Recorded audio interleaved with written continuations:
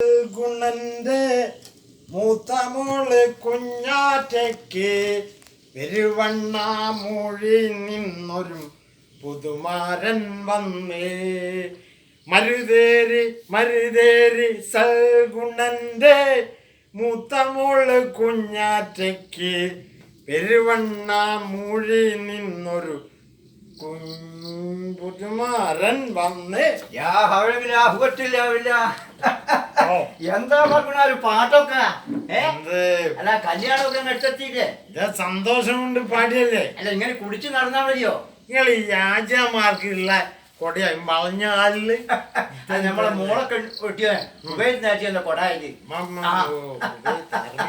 പറഞ്ഞു. എന്തെല്ലാം സ്ഥിതി? നല്ല സ്ഥിതിയാ.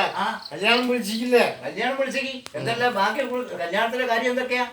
കല്യാണം നാട്ടില് നടന്നതിലും വലിയ കല്യാണം ഇവിടെ നേരോ. ഇവിടെ കോടീശ്വരന്മാരൊക്കെ കൊടുത്തതിനെക്കാട്ടും വലിയൊരു സാധനം ഞങ്ങൾ കൊടുക്കുന്നു.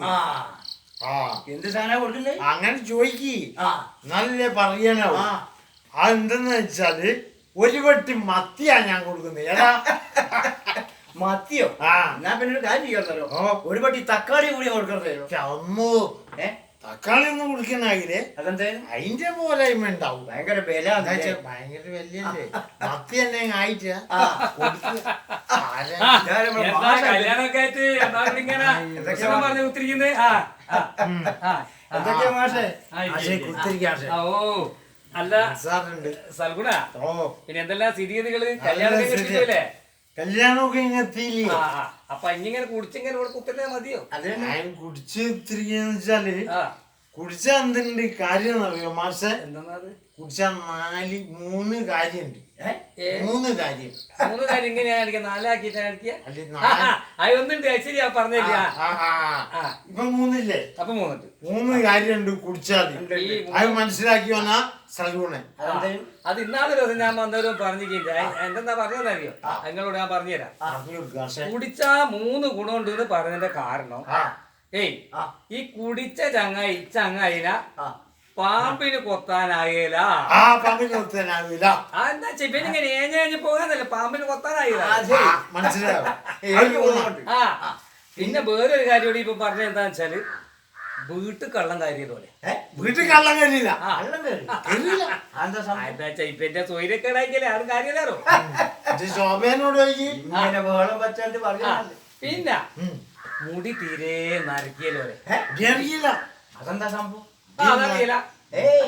നിങ്ങളെല്ലാം നരച്ചില്ലേ? ഇത് മുടി അതിന്റെ കാരണം എന്താ പറഞ്ഞാല്, മുടി നരക്കുന്നവരെ അങ്ങനത്തെ ഒന്നും നിക്കലടോ. അപ്പൊ അതാ സംഗതി.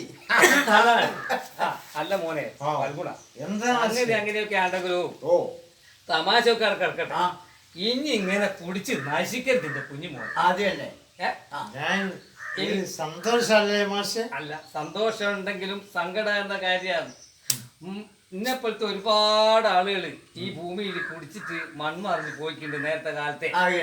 അതുകൊണ്ട് കുടിക്കരുതെന്ന് പറഞ്ഞാൽ കുടിക്കും, പക്ഷെ ഓരോരുത്തർ വിചാരിക്കണം ആചാര്യ കുടിക്കരുത്. അതുകൊണ്ട് എന്റെ ഫൽഗുണ, ഞാൻ എന്റെ മോനെപ്പോലെയാണ് എന്നെ കണ്ട്. അനക്ക് 3 പെൺകുട്ടികളല്ലേ ഇയാൾക്ക്?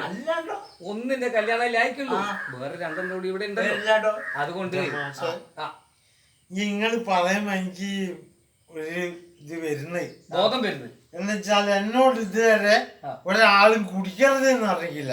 സൽഗുണ വഴി നമുക്ക് കട്ട വെക്കുക, നമുക്ക് സാധനമുണ്ട്, മരിച്ചടത്തിൽ പോണം, ആടെ സാധനമുണ്ട്, കല്യാണപ്പോലെ പോണം, ആടെ സാധനമുണ്ട്, കുഞ്ഞന്റെ പിറന്നാളാണ്, സാധനമുണ്ട്.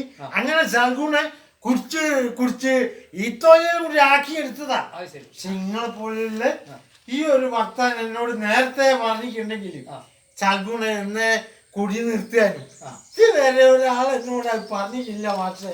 അതുകൊണ്ടാണ് ഞാനും ആചാരം കൂടി വന്ന് ഇക്കാര്യം എന്നോട് പറഞ്ഞത്. ഒഴിച്ചു തരാനും കുടിപ്പിക്കാനും ഒരുപാട് ആളുണ്ടാവും, പക്ഷെ ബാക്കി കാര്യം നമ്മൾ സ്വന്തം ആലോചിക്കണ്ടേ? ഇറക്കാൻ നമ്മൾ മാത്രമേ ഉണ്ടാവും. അത് മനസ്സിലാക്കിയിട്ട് പരമാവധി നിർത്തി കാണുന്നത് മാഷെ. ഞാൻ ഇത് എല്ലാവർക്കും കൊടുക്കാൻ വേണ്ടി ഇവിടെ കല്യാണത്തിന് കൊടുക്കാൻ കുറച്ച് സാധനം ഉണ്ടാക്കി വെച്ചാ സ്വയം സാധനം നോക്കിയാന്ന് സൽഗുണം കുടിച്ചിട്ടുണ്ട്. ഇനി ഇന്ന് മുതൽ സൽഗുണ ഈ സാധനം തൊടിയലാന്ന് വെച്ചാൽ തൊടിയില്ല പോട്ടാണ്. വളരെ നന്നായി മൺകുട. ഇനി ഞാൻ കുടിച്ചില്ല. നിങ്ങളാണ് സത്യം, എന്റെ മക്കളാണ് സത്യം.